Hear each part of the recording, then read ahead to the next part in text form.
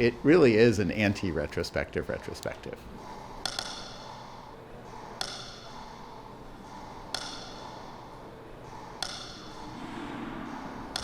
What Barbara does in her work forces you to just take stock, to think, to wonder.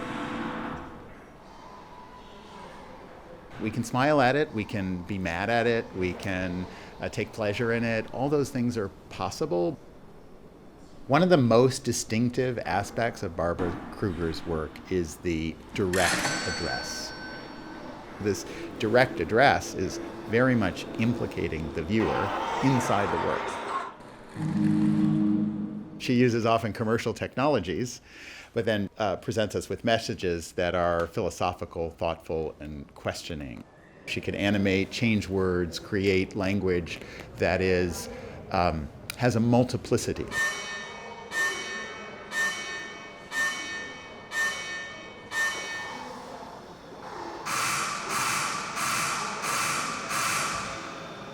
That multiplicity of the possibility of many meanings is now literally animated and present in work, in this new work.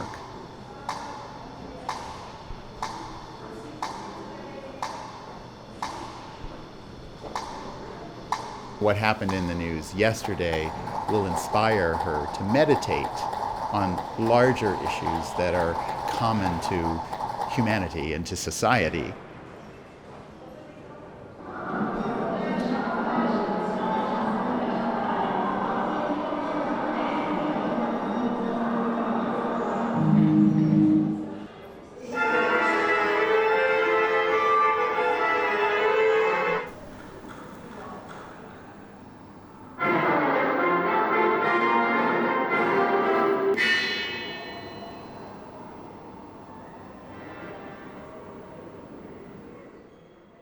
When we approached Barbara with the idea of a retrospective, she always is thinking in the now, puts them in a fresh new light.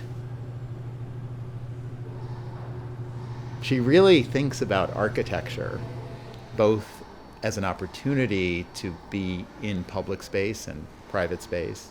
She's included sound inside and outside.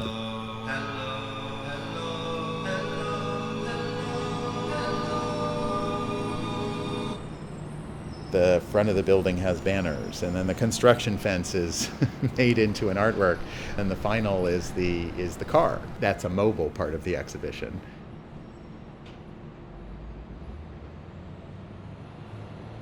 She has the TV screens that are on the campus presenting images from inside the exhibition. So one of the most interesting aspects of the exhibition and her work is that she's so popular and so ubiquitous that people are copying her all the time.